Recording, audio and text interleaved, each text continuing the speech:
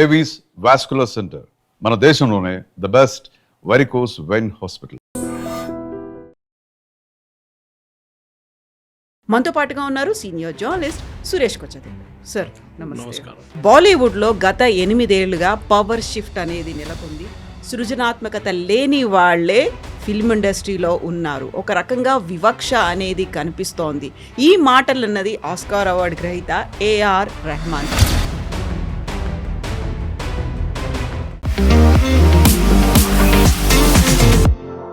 నమస్తే, నేను Kavitha. Welcome to iDream News and నిజాలు.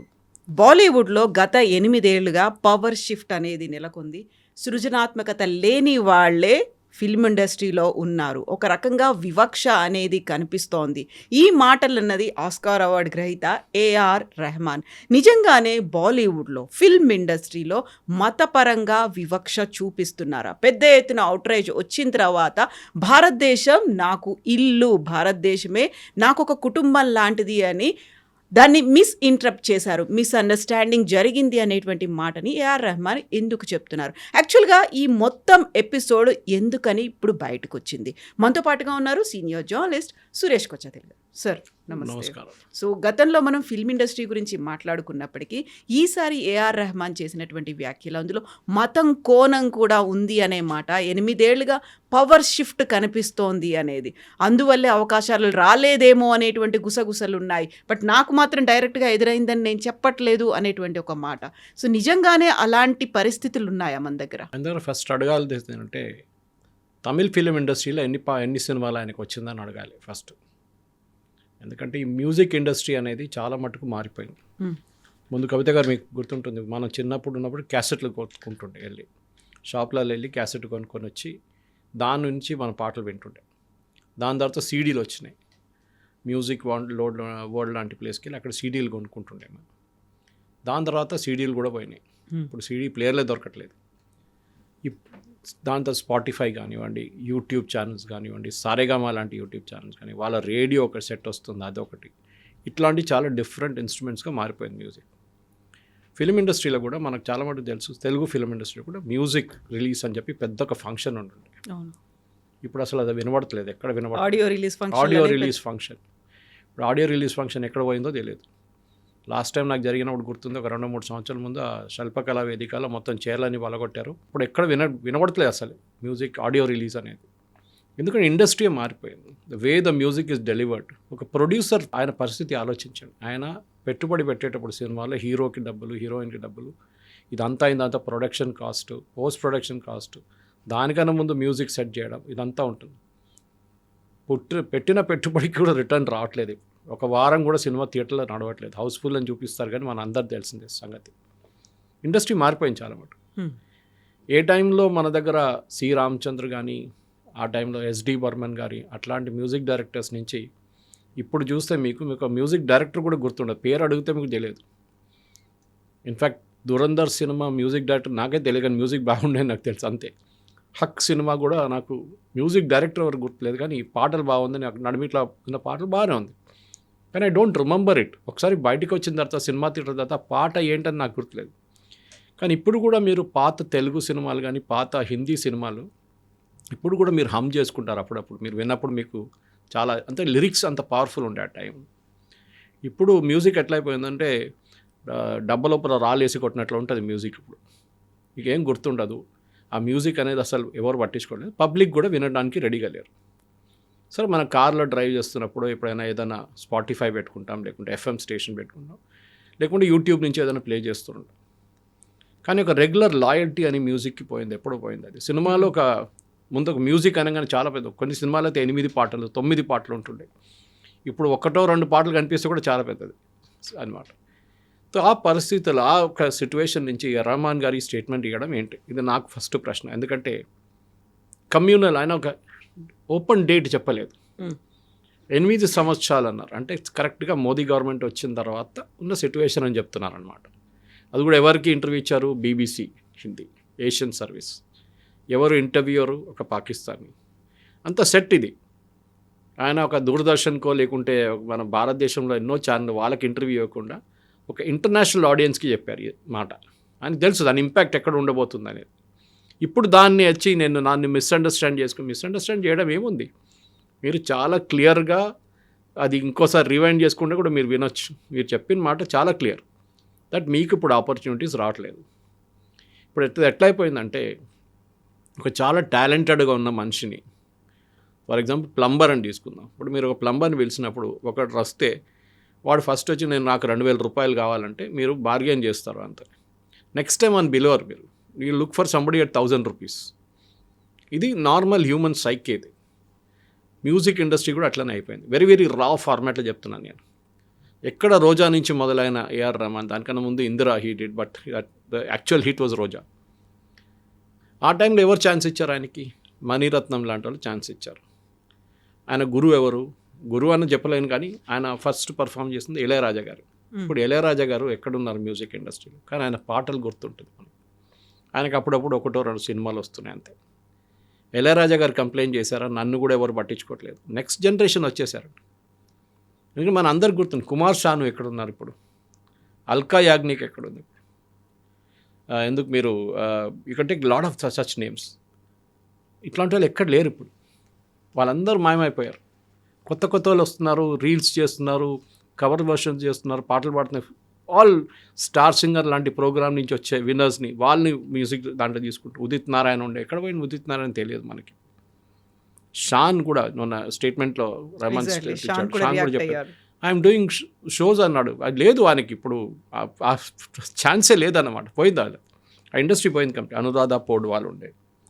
కానీ రెహమాన్ గారు ఫస్ట్ గుర్తుపెట్టుకోండి, you have to be humble enough to understand this. సరే, నాకు ఆస్కర్ వచ్చింది, నాకు ఎన్నో ఫిలింఫేర్ అవార్డు వచ్చింది, నేషనల్ అవార్డు వచ్చింది, that is central government Padma Bhushan కూడా ఇచ్చారు మిమ్మల్ని. మీకు ఇంకేం కావాలి? మిమ్మల్ని ప్రతి సినిమాలు మిమ్మల్ని తీసుకోవాలన్నా ప్రొడ్యూసర్ భయపడతారు. In fact that's what Javed Akhtar said. మీ దగ్గరికి ఒక చిన్న ప్రొడ్యూసర్ రావడానికి భయపడుతున్నారు. ఎందుకంటే you will quote in millions, you will quote in crores. ఆయన ఇవ్వలేడు మీకు ఆ డబ్బులు, దానికోసం రావట్లేదు. That is the reason why they are not coming, not because is a Muslim. In fact మనందరూ తెలుసు, చాలామంది ప్రేక్షకులు తెలుసుంటుంది బహుశా, రెహమాన్ వాళ్ళ father was a big time music director Malayalam cinema. Even though Tamilian ఆయన పుట్టింది, కానీ హీ వాజ్ ఒక 100 సినిమాల దాకా మలయాళంలో చేశారు ఆయన, from 1960s onwards. RK Shekhar అని ఆయన పేరు, రెహమాన్ గారు ఫాదర్ పేరు. And he was a brilliant man. కానీ ఆయన డబ్బుల గురించి ఎక్కువ పట్టించుకోలేదు. Rahman is just the opposite, is very money minded. అది బహుశా వాళ్ళ ఫాదర్ చేసిన దానికి ఒకసారి ఏదో ఇంటర్వ్యూలు అన్నారు ఆయన, నా ఫాదర్ చేసిన తప్పు నేను చేయను, నాకు డబ్బులు సంపాదించాలి, నాకు సొంతంగా నా స్టూడియో కావాలి. ఇన్ఫ్యాక్ట్ శేఖర్ గారు ఆయన ఆ టైంలో ఫస్ట్ ఈ ఎలక్ట్రానిక్ సింథసైజరు, చిన్న చిన్న ఎలక్ట్రానిక్ పియానోస్ వచ్చినప్పుడు సింగపూర్ నుంచి పట్టుకొస్తుండే, అప్పులు తీసుకొని అట్లా చేసి ఆయన తీసుకొచ్చి ఆయన మ్యూజిక్ సెట్ చేస్తుండే దానికి. దాంతోనే ఆయన చాలా మటుకు టెన్షన్లో వచ్చి లాస్ట్ 43 ఏజ్లో ఆయన చనిపోయారు. Stress, purely stress. రెహమాన్ కూడా అంగీకరిస్తున్నారు, yes my father was under lot of stress. అక్కడిక్కడ అప్పు తీసుకున్నారు ఈ మ్యూజిక్ ఇన్స్ట్రుమెంట్స్ కోసం. లాస్ట్లో వాళ్ళ మదర్ ఆర్వి శేఖర్ గారు చనిపోయిన తర్వాత ఈ మ్యూజిక్ ఇన్స్ట్రుమెంట్స్ అన్నీ అమ్మడం మొదలుపెట్టారు. కొన్ని అయితే రెంట్కి ఇవ్వడం మొదలుపెట్టారు. అంటే ఫ్యామిలీ బతకాలి కదా. సో రెహమాన్లో అదొక కోపం ఉండే. One of the reasons why the family converted possible అది ఉండొచ్చు. ఎందుకంటే ఒక సూఫీ సెయింట్ వచ్చారంట వాళ్ళు, కరీముల్లా షా కాద్రీ అని చెప్పి, వాళ్ళ ఇన్ఫ్లుయెన్స్లో వచ్చి దే కన్వర్టెడ్ టు ఇస్లాం. మరి వాళ్ళ పర్సనల్ చాయిస్. ఇన్ఫ్యాక్ట్ వీళ్ళ మదర్ పేరు కస్తూరి శంకర్ అని ఉండే, Shekhar and Kasturi was her name. Kasturi and Shekhar got married in తిరుమలలో జరిగింది వాళ్ళ పెళ్ళి. ఆలోచించారు ఆ టైంలో. సో దట్ డివోట్ హిందూస్ ఉన్న వాళ్ళు కన్వర్ట్ చేసుకున్నారు, ఇస్లాంకి వెళ్ళిపోయారు. బట్ వాళ్ళ ఫ్యామిలీలో అందరు కన్వర్ట్ కాలేదు. రెహమాన్ వాళ్ళ సిస్టర్ ఉన్నారు, ఐ థింక్ ఆ నేమ్ ఇస్ రేనా వాళ్ళ 2 పిల్లలు they are Hindus. That is the best part. GV Prakash and Bhavanisri వాళ్ళు కూడా ఫిలిం ఇండస్ట్రీలో, మ్యూజిక్ ఇండస్ట్రీలో they are good name in Tamil ఇండస్ట్రీలో. కానీ రెహమాన్ గారికి ఎందుకో ఈ ఒక రిలీజియన్ పిచ్చి పట్టింది సడన్గా. But we never objected to the fact that Khwaja పాడినప్పుడు ఎవరు వీ ఎంజాయ్డ్ ఇట్. వందే మాత్రంని ఒక కొత్త వర్షన్గా తీసుకొచ్చి ఇప్పుడు కూడా ఒక క్రికెట్ మ్యాచ్, ఫుట్బాల్స్ అన్నిట్లో అది ప్లే అవుతున్నప్పుడు కూడా we get that goose bumps moments. కానీ ఎందుకో సడన్గా నన్ను ముస్లిం అని చెప్పి నాకు పాట క్లియర్, నాకు మ్యూజిక్ రావట్లేదు, నాకు ప్రొడ్యూసర్స్ అడుగుతున్నారు, వచ్చి మళ్ళీ వాళ్ళు వెళ్ళిపోతున్నారు, వాళ్ళు కొత్త వాళ్ళు తీసుకుంటారు అంటే affordability is a fact. And క్రికెట్లో ఒక పార్లన్స్ ఉంది కవిత గారు, అది గవాస్కర్ టైంలో అడుగుతుండే. ఇప్పుడు గవాస్కర్ ఎప్పుడు రిటైర్ గారు, last became a running joke ఈయన ఎట్లా రిటైర్ చేయాలని చెప్పేసి. ఎందుకంటే ఆయన ఫ్లాప్ షో అయిపోయింది, లాస్ట్ అయినా ఆయనకు రన్స్ కూడా రావట్లేదు, కానీ రిటైర్ కావట్లేదు. సో అప్పుడు ఎవరో I think it was one of the English cricket commentator, maybe Richie Benaud or somebody else asked ఈ ప్రశ్న అడిగారు ఆయన, వెన్ పీపుల్ లీవ్ క్విట్, మీరు రిజైన్ చేసినప్పుడు, మీరు రిటైర్ అయినప్పుడు అడగాలి వై, ఎందుకు చేస్తున్నారని, నాట్ వై నాట్, ఎందుకు చేయట్లేదని అడిగే ముందే మీరు వెళ్ళిపోవాలి సీన్ నుంచి. దానికోసం ఆ టైంలో స్టేజ్లో ఉన్నప్పుడు ఎందుకు వదిలిపోతున్నారు అనే క్వశ్చన్ రావాలి, అది రావాలి, అప్పుడే అడుగుతారు. లేకుంటే మీరు ఎప్పుడు పోతారు, ఎప్పుడు రిజైన్ చేస్తారని కాదు. సో మీకు టైం అయినప్పుడు you just melt away into the sunset. Ilaiyaraaja happen, చాలామంది గంగా అమరన్ ఉన్నారు, హిందీలోనే తీసుకోండి ఎంతోమంది మ్యూజిక్ డైరెక్టర్స్ ఉన్నారు, ప్రీతం లాంటి ఉన్నారు, వాళ్ళందరూ ఇప్పుడు స్టేజ్ షోస్ చేస్తారు. ఇండస్ట్రీ మారిపోయింది, there is more accent on stage shows కానివ్వండి, ఇంటర్నేషనల్ టూర్లు కానివ్వండి, యూట్యూబ్లో వీడియోలు చేయడం, ఇదంతా నడుస్తుంది. ఇప్పుడు ఒక ఇండస్ట్రీగా మారిపోయింది అది. Saregama itself has reinvented itself. అట్లాంటి పరిస్థితులు నన్ను ముస్లిం అని చెప్పి నాకు పాటలు ఇవ్వట్లేదు, నన్ను మ్యూజిక్ సెట్ చేయట్లేదు అంటే it's a wrong connotation, totally wrong. అది రమణ్ గారు ఎందుకు చేశారు అనేది ఇప్పుడు అనేదో క్లారిఫికేషన్ అంత ఇస్తున్నారు, కానీ అది clarification is not really convincing అనమాట. ఎగ్జాక్ట్లీ. వెరీ రీసెంట్గా చేసినటువంటి చావా మూవీని కూడా ఆయన డివైజివ్ మూవీగా, ఒక విభజన వాదాన్ని చెప్తున్నటువంటి మూవీగానే ఆయన చెప్తూ వచ్చారు. మనం చావా చేసినప్పుడు ఆయనకు తెలుసు కదా హిస్టరీ గురించి చెప్తున్నారని, ఆయన బీజీ స్కోర్ చేశారు దానికి. మీకు సినిమా గురించి may have a difference opinion, కానీ చూపించింది నిజమా కాదా అని ఫస్ట్ క్వశ్చన్. జోధా అక్బర్ చేసినప్పుడు అడిగారు ఆ నిజమా కాదా చూపిస్తున్నారు, దట్ ఈస్ ఆల్ ఫ్యాబ్రికేటెడ్, అంత ఏం లేదు. Akbar was not handsome fellow, ఈ వాజ్ లింపింగ్ ఉండే, ఆయనకు ఒక కాల్కి ప్రాబ్లం ఉండే, ఈ was not good looking at all. కానీ చూపించింది ఏంటి మనకి, ఓ హ్యాండ్సమ్ హృతిక్ రోషన్ లాంటి వాళ్ళు వెరీ హ్యాండ్సమ్, జోధా అక్బర్ల జోధా హిందూ ఆమెని పెళ్లి చేసుకుంటున్నారు, ఇదంతా. బట్ అక్కడ ఎవరు మనం అబ్జెక్ట్ చేయలేదు. హిస్టరీలో పాసిబిలిటీ జరిగి ఉంటుంది, హిస్టరీలో అది ఉంది, we accept as a matter of fact.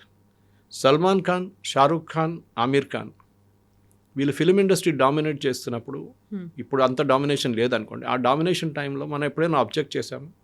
వీళ్ళు ఏదైనా సినిమాలో, చాలా తక్కువ సినిమాలో వాళ్ళు ముస్లిం నేమ్స్ వాడారు, చాలా మటుకు హిందూ నేమ్సే ఉండేవాళ్ళు. We never objected saying you are a Muslim guy, you should use only Muslim. That's film industry is a make believe industry, దాని ప్రకారం మనం పోతే ఆ ఫ్లోలో వెళ్ళిపోవాల్సిందే మనం. కానీ ఇక్కడ ఈ జరిగిన దానికి ఒక రిలీజియస్ యాంగిల్ తీసుకురావడం, and that too from a person like AR Rahman is very very చాలా డిసప్పాయింటింగ్ అనమాట. ఎందుకు చేస్తున్నారు అది? ఆ ఫ్లోలో వెళ్ళిపోయారా, బీబీసీ వాళ్ళు అడిగే క్వశ్చన్ ఫ్లోలో వెళ్ళిపోయారా, లేకుంటే ఆయన ముందే ప్రిపేర్ అయ్యి వచ్చారా అనేది చాలా మట్టి ఇప్పుడు అడుగుతున్న ప్రశ్న.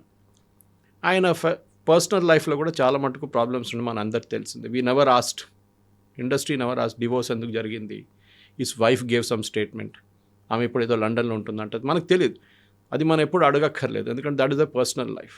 అది ఒక లక్ష్మణ్ రేఖ ఉంటుంది, అటువైపు వెళ్ళకూడదు మనం అసలు. కానీ ఎప్పుడు ఇదే మాట ఉంటుంది కవిత గారు, this is there in every field. మీరు క్రికెట్ చూడండి, మీరు బ్యాడ్మింటన్ చూడండి, పివి సింధు, సైనా నెహ్వాల్. ఇప్పుడు సైనా నెహ్వాల్ ఎక్కడుందండి? She had achieved a peak వచ్చేసినప్పుడు అయిపోయింది అక్కడి నుంచి. లేదు నేను ఇంకా ఆడుతూనే ఉంటానంటే నోబడీ విల్ యాక్సెప్ట్. మీ పీక్ ఒక టైం ఉంటుంది, అది అంటే ఈవెన్ బాస్కెట్బాల్ తీసుకోండి, క్రికెట్ తీసుకోండి, యంగ్ ఏజ్లోనే మీరు పీక్ అయిపోతారు, దాని తర్వాత యూ స్టార్ట్ డ్రిఫ్టింగ్ డౌన్. మీరు ఎప్పుడు వెళ్ళిపోవాలో అప్పుడు మీరు ఆ ఇండస్ట్రీ నుంచి బయటకు వచ్చేసేయాలి. చాలామంది మ్యూజిక్ డైరెక్టర్స్ ఇప్పుడు కూడా మీరు చూడండి తెలుగు ఇండస్ట్రీలో చాలా తక్కువ ఉన్నారు. ఒక టైంలో లిరిక్స్ రాసేటోళ్ళే చాలా పెద్ద పెద్ద మేధావులు ఉన్నారు, ఆరుద్ర కానీ శ్రీశ్రీ కానీ, పాడేటోళ్ళు ఘంటసాల, ఎస్పీబీ. కానీ ఇప్పుడు ఎవరున్నారు చెప్పండి? చాలా తక్కువ, హ్యాండ్ఫుల్ ఆఫ్ పీపుల్. ఎందుకంటే ఇండస్ట్రీ మారిపోయింది, ఆ ఫార్మాటే మారిపోయింది, ప్రజెంటేషన్ ఫార్మాట్. కొన్ని టైంలో 6 సాంగ్లు రికార్డ్ చేస్తారు, కానీ సినిమాలు 2 సాంగ్లే తీసుకొస్తారు. Because the director when sitting on the post production table ఆయనకేమనిపిస్తుందంటే ఆ ఫ్లో పోతుంది పాట వచ్చినప్పుడు, we'll reduce it to 2 songs, fine. కానీ మార్కెట్లో 6 సాంగ్లు రిలీజ్ చేస్తారు. రిలీజ్ అంటే ఏంటి? క్యాసెట్ లేదు, నేను చెప్పినట్లు సీడీ లేవు, ఏం లేవు, it is only on YouTube, that's it. లేకుంటే ఏదైనా ఎఫ్ఎం స్టేషన్లో ప్లే చేస్తారు మీరు. ప్రాబ్లం ఎక్కడ వచ్చిందంటే ఈ మ్యూజిక్ ఇండస్ట్రీ మారిన మాట రెహమాన్ గారు అంగీకరించట్లేదు. మ్యూజిక్ ఒక పవర్ షిఫ్ట్ అనేది జరిగింది, అక్కడ క్రియేటివిటీ లేని వాళ్ళే రాజ్యం వెళ్తున్నారు ఫిల్మ్ ఇండస్ట్రీలో అనే ఒక మాట. ఎవరైనా క్రియేటివిటీ లేని వాళ్ళు తీసుకొచ్చి సినిమా చేస్తారా? ఈ ప్రాబ్లం కాంతారాలో వచ్చింది, మీకు గుర్తుంటుంది. కాంతారా రిలీజ్ అయినప్పుడు ఎంత పెద్ద గొడవ జరిగిందో, హిందుత్వ ఎలిమెంట్ దాంట్లో మేక్ బిలీవ్ చేశారు, దాంట్లో లేనిపోయిన బ్లాక్ మ్యాజిక్ లాంటి బ్లాక్ మ్యాజిక్ ఇక్కడ లేదు అక్కడ.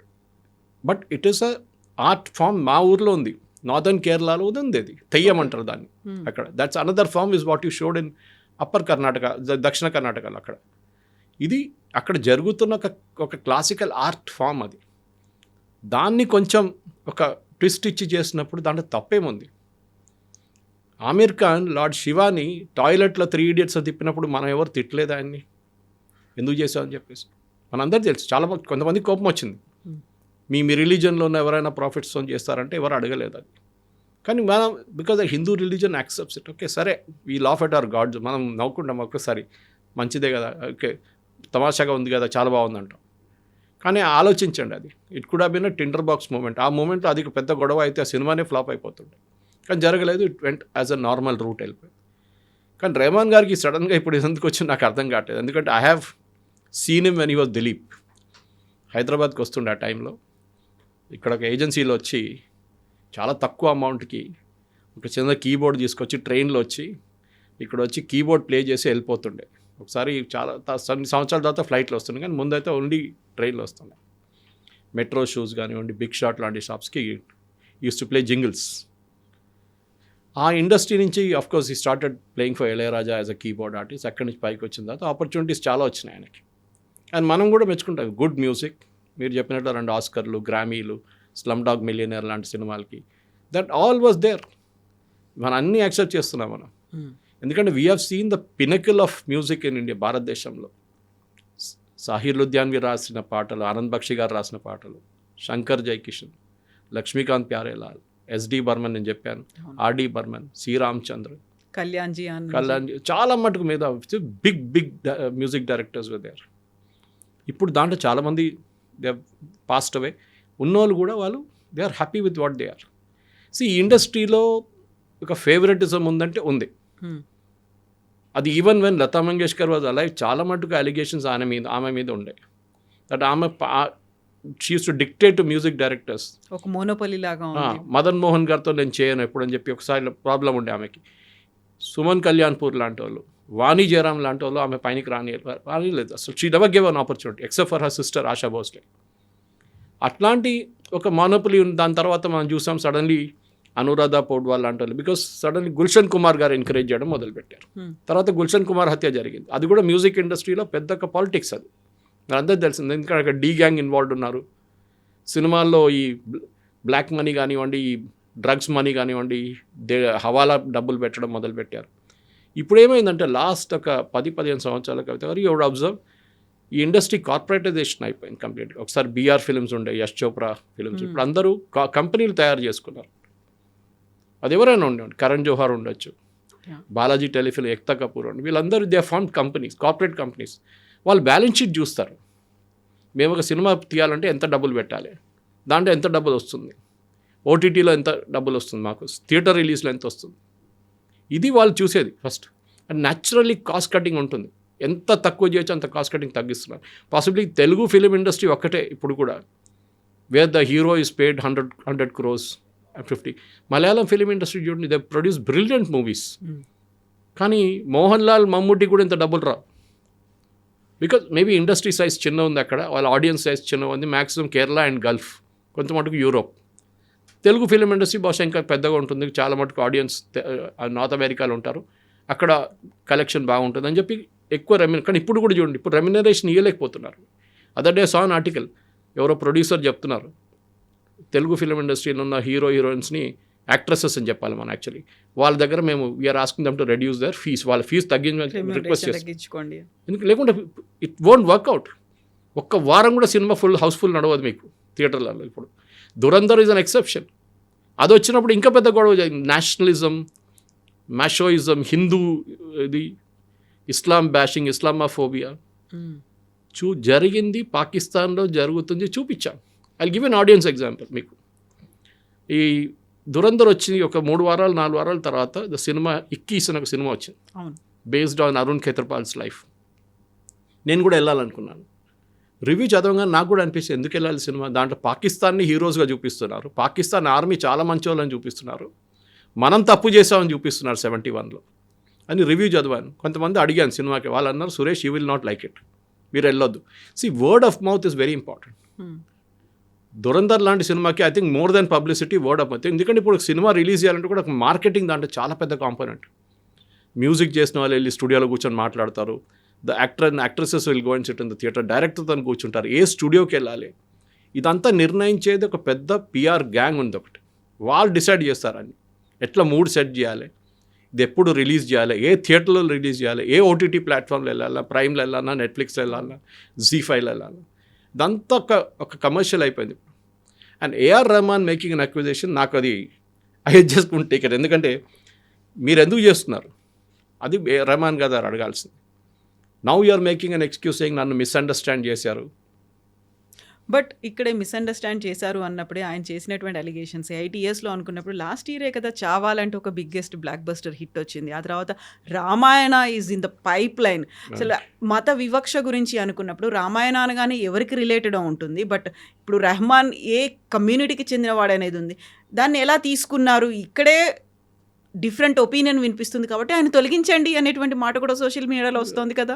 దట్స్ న్యాచురల్లీ, బికాస్ ఆయన చెప్పిన మాట అదే కదా, నన్ను నా రిలీజియన్ చూసి నాకు ఆపర్చునిటీ లేదు. రామాయణ చేసిన ప్రాజెక్ట్కి మీ రిలీజియన్ చూసి మీకు ఇచ్చారా, లేకుంటే మీ కెపాసిటీ చూసి మీ అవుట్పుట్ చూసి ఇచ్చారా, అది చాలా ఇంపార్టెంట్. ఎందుకంటే forget his name, the Jewish composer, he's there in this and similar, ఆయన ఉన్నారు, is a Jewish, Rahman is a Muslim. అడిగారు ఎప్పుడైనా హరి నేను పని చేయను పో, గాజా ఉండి అదే జరిగింది ఇది జరిగిందని? కాదు, మ్యూజిక్ ఇస్ మ్యూజిక్ అంతే. మన దగ్గర ఖయామ్ చాలా మటుకు ముస్లిం మ్యూజిక్ డైరెక్టర్స్ ఉంటారు. అట్లాంటి మనుషులప్పుడు మనం ఎప్పుడు అడగలేదే. Mohammed Rafi was a great singer, we never asked him his religion, మీరు ఏ రిలీజన్ నుంచి వస్తున్నారు, ఏ పాటలు పాడుతున్నారు. సాజిద్ నవీద్ అనుకుంటాను ఆయన కూడా ఉన్నారు, Sajid Naveed. See, there are lot of Muslims who sang in this, and that is the most best part. కానీ ఎప్పుడు మనం వెళ్ళి మీ రిలీజన్ ఏంటి, మీరు ఎందుకు చేస్తున్నారు, వై ఈజ్ మేకింగ్ అలిగి, you are outpriced yourself in the market. మీ మార్కెట్లో మిమ్మల్ని వాళ్ళు తీసుకోలేకపోతున్నారు. ఐపీఎల్ లాగా మీరు ఒక రేట్ క్రాస్ చేసి మిమ్మల్ని తీసుకోరు వాళ్ళు, you are out of the market totally. అది ఏ ఇండస్ట్రీ అయినా అంతే, సినిమా ఇండస్ట్రీ అని ఒకటే కాదు, ఈవెన్ క్రియేటివ్ ఇండస్ట్రీ చూడండి, if you are outpriced అనగానే మిమ్మల్ని పక్కన పెట్టేస్తారు వాళ్ళు, మీరు ఎంత పెద్ద మంచి అయినా కావచ్చు. కానీ అట్ ద సేమ్ టైం కొంచెం హంబుల్గా ఉండాలి. ఎందుకంటే ఈ ఇండస్ట్రీ మీకు ఆపర్చునిటీ ఇచ్చారు, ఈ ఇండస్ట్రీ మీరు ఇక్కడ దాకా తీసుకొచ్చారు మిమ్మల్ని, దాని తర్వాత ఇదం చేసిన తర్వాత నన్ను పక్కన పెట్టేస్తున్నారు, నాకు ఆపర్చునిటీ ఇవ్వలేట్లేదు. ప్రొడ్యూసర్ నన్ను వచ్చి కలిసి దాని తర్వాత వారం తర్వాత చూస్తే చైనీస్ విస్పర్స్ లాగా నాకు రూమర్స్ వస్తున్నాయి దట్ ఇది నన్ను తీసుకోలేదు, ఇంకోరిని తీసుకున్నాడు, he's not creative. How do you determine creativity? అదొక క్వశ్చన్ ఉంది. ఇప్పుడు మీ ప్రోడక్ట్ అమ్మాలంతే, అది మీరు షూ అమ్ముతున్నారా, టీవీ అమ్ముతున్నారా, కార్ అమ్ముతున్నారా అని టెలివిజన్ ఫీల్డ్లో, అడ్వర్టైజింగ్ ఫీల్డ్లో అది ఉంటుంది. మ్యూజిక్ కూడా అంతే, it has to add colour to the cinema, ఒక అడ్జంక్ట్ అన్నమాట సినిమాకి. ఇది ఇప్పుడు అది కాకుండా నా మ్యూజికే ఉండాలి, నేనే చేయాలి, sorry, it doesn't work like that. And Rahman గారు ఈ షుడ్ రియలైజ్ దట్ లోకం మారిపోయింది, entire film industry has change, specially last correct అని చెప్పినట్లు లాస్ట్ 8 years అంటే లాస్ట్ 5 years కూడా, వేరే ఓటీటీ రిలీజ్ మీకు ఎక్కువ డబ్బులు ఇస్తాయి సినిమా థియేటర్ రిలీజ్ కన్నా. పేపర్ వ్యూలో ఉంటుంది, అంటే ప్రతి మనిషి చూసినప్పుడు సపరేట్గా మీకు పేమెంట్ వస్తుంది, అది కూడా ఇంకొక రెవెన్యూ స్ట్రీమ్ ఉంటుంది మీకు. సో అది జరగానే వాళ్ళ ఫాదర్ మీద ఉన్న ఫ్రస్ట్రేషన్, వాళ్ళ ఫాదర్ అట్లా చేశారు, వాళ్ళ ఫాదర్ని నెగ్లెక్ట్ చేశారు ఇండస్ట్రీ అనేది ఆయన దీనికన్నా ముందు ఇంటర్వ్యూలో చాలా చెప్పారు అది. But he was given the respect. ఇప్పుడు కూడా మీరు ఆర్కే శేఖర్ గారి గురించి మాట్లాడినప్పుడు, కవిత గారు he bought in SP Balasubrahmanyam and Balamuralikrishna, Mangalampalli Balamuralikrishna Malayalam film industry తీసుకొచ్చిన మంచి ఆర్కే శేఖర్. ఓకే, ఆలోచించండి. And the same Balasubrahmanyam song for Rahman also. So ఇక్కడ ఆయన చెప్పొచ్చు మీ నాన్నగారితో పనిచేశాను నేను, మళ్ళీ నువ్వు వాడు అని కాదు, but he was humble enough. And వీళ్ళిద్దరిని కలిసిన మనిషి నేను, ఎస్పీ కానీ బాలమురళీకృష్ణ, వాళ్ళ హంబుల్నెస్ చూడాల్సిందే. Mangalampalli Balamuralikrishna speaks to you so humble, అది వాళ్ళది ఉంటుంది. మేబీ వాళ్ళ పర్సనల్ లైఫ్లో కొంచెం అరగెంట్గా ఉండొచ్చు, కానీ రెహమాన్ది అందరికీ ఉన్నారు, కొంచెం ఆయన అలూఫ్గా ఉంటారు, ఎక్కువ మాట్లాడరు, దట్స్ ఎ హ్యూమన్ టెండెన్సీ, అది వాళ్ళ ఫీల్డ్ వాళ్ళు ఉంటారు. అది ఎస్పీబీ గారు ఉన్నారు, he's not trained in classical, but Shankarabharanam లాంటి సినిమాలో ఆయన He sang such beautiful songs without being trained classical singer. The capability is ఆ మ్యూజిక్ డైరెక్టర్స్ దగ్గర నుంచి వస్తుంది. అదే కదా ఆ టైంలో ఉన్న డైరెక్టర్స్ దగ్గర నుంచి వాళ్ళ కేపబిలిటీలు ఉంటాయి. కానీ రెహమాన్ గారు ఇప్పుడు చేసిన దానికి నాకైతే I'm not at all in sync. In fact the entire industry Kangana Ranaut అన్నారు, ఒక స్టేట్మెంట్ ఇచ్చారు, వినుంటారు, చదువుంటారు. అది ఎమర్జెన్సీ ఫిలిం ఆమె తీసిన ఫిలింకి మ్యూజిక్ సెట్ చేయడానికి రెహమాన్ గారి దగ్గర వెళ్తే ఈ set I won't do music for propaganda films అన్నారు. అప్పుడు ఆలోచించండి ఆయన మైండ్ సెట్. ప్రాపగాండా ఏముందండి ఎమర్జెన్సీలో, ఏం జరిగింది అదే చూపించారు. మీకు నచ్చకపోవచ్చు, you might not like the political philosophy of BJP or any right wing party, are మీరు ఇందిరాగాంధీ సపోర్టర్ ఉండొచ్చు, అది కూడా ఉండొచ్చు. కానీ కంగనా రనౌత్ దగ్గర వెళ్ళి నేను ప్రాపగాండా ఫిలింకి మ్యూజిక్ సెట్ చేయనంటే దాట్ షోస్ యువర్ బయస్. అంటే మీ థింకింగ్ ఒక్క వైపే ఉందన్నమాట మొత్తం. And that is very very clear in case of Rahman. You should realise ఇప్పుడు ఇండస్ట్రీ ఎట్లా రియలైజ్ అయ్యారు కదా, దానికోసం రియాక్ట్ అయ్యారు. ఆయన కవిత గారు మీరు ఇప్పుడు చూడండి రీల్స్లో, ఇన్స్టాగ్రామ్లో చిన్న చిన్న పిల్లల నుంచి యంగ్స్టర్స్ నుంచి everybody is becoming a music star. మీకు అక్కర్లేదు. చాలా నాకు డౌట్ వస్తుంది నెక్స్ట్ 5 సంవత్సరాల తర్వాత, 3 సంవత్సరాల తర్వాత సినిమాల పాట ఉంటుందో కూడా డౌట్ఫుల్. కంటెంట్ మీద నడుస్తుంది అంతా. హౌ పవర్ఫుల్ ఒక మ్యూజిక్, ఒక అడ్జంక్ట్ ఉండొచ్చు. హక్ అని సినిమా వచ్చింది చూడండి, ద మ్యూజిక్ ఈజ్ దేర్, ఎక్కడో ఫ్లో అవుతుంది అడ్మిట్లో, it nothing related to the scene. పాట వస్తుంది, పాట పోతుంది అంతే. But the content is very very important. మీరు ఎట్లా కంటెంట్ డెలివర్ చేస్తారు, అది మనం దురంధర్లో చూసాం, ఎంత లౌడ్ మ్యూజిక్ ఉంది దాంట్లో. ఇన్ఫ్యాక్ట్ నా బ్రదర్లో మిక్స్ చేశారు final mixing. He was telling me about how హక్ ఆయన చేశారు music final mixing. And when you was comparing హక్లో చాలా ప్లేసెస్తో సైలెన్స్ ఉంది. So I asked him, my brother in law Ajay Balakrishna అడిగాను, నువ్వు సైలెన్స్ ఎందుకంటే director wanted it that way అన్నారు. అట్ ద సేమ్ టైం మన దురంధర్ చూడండి, సౌండ్ ఉంది, కానీ దాని that movie was also hit, దాంట్లో డౌట్ లేదు. So it is up to the music director. అది రెహమాన్ గారు చావాక్ స్కోర్ చేసినప్పుడు వీ నెవర్ ఆస్క్డ్ హిమ్ మీరు ఎందుకు చేశారు ఇట్లా అని చెప్పేసి. బికాస్ ఆయన చాలా మంచిగా slum dog millionaire and all the classics, no doubt about it. కానీ ఒక టైం అయినప్పుడు you should hang up your boots అంటారు ఇంగ్లీష్లో. ఆ బూట్స్ పక్కన పెట్టి, okay I had a good life, మంచిగా సంపాదించుకున్నాను, now let me relax, I will now ఏం చెప్తారు, అప్పుడెప్పుడైనా ఒక సంవత్సరంలో ఒక సినిమా చేయడము, లేకుంటే ఈ చెప్పినట్ల వెళ్ళి ఏదైనా కాలేజ్లో టీచ్ చేయడం, అది ఉండాలి. అది కాకుండా ఇట్లాంటి లోడెడ్ పొలిటికల్ స్టేట్మెంట్ చేసేది ఐ థింక్ చాలా తప్పు చేస్తారు. Thank you so much. Very much. Thank you. And for more videos, Please subscribe to iDream. Please subscribe to iDream. Please subscribe iDream. And please subscribe to iDream. For more videos, subscribe to iDream. please like, share and subscribe to the channel. Congratulations, iDream. Subscribe to iDream. Subscribe to iDream. So subscribe to iDream Media. iDream ki iDream team andarki huge congratulations. Please subscribe iDream Media. Please subscribe to iDream. Subscribe iDream. Please subscribe to iDream. iDream అంటే నా కళల ఛానల్ను subscribe చేసుకున్న నోరు తిరుగుతలేదు, మీరైతే గంట గుర్తు కొట్టండి. For more such videos, please subscribe to iDream. Subscribe to iDream. Please subscribe to iDream. Please subscribe iDream Media. Please do subscribe to iDream. Please subscribe to iDream Media. For best entertainment and information, please subscribe iDream. And don't forget to subscribe to iDream.